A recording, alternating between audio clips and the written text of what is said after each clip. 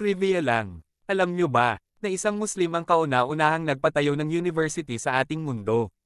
At ang nakamamangha pa ay isang babae. Ito ay si Fatima Al-Fihri, na kilala rin bilang Fatima Al-Fihriya, ay isang Arabong Muslim na babae na kinilala sa pagtatatag ng Universidad ng Al-Qarawiyyin sa Fez, Morocco. Siya ay namuhay noong ika-9 na siglo at nagmula sa isang mayamang at edukadong pamilya.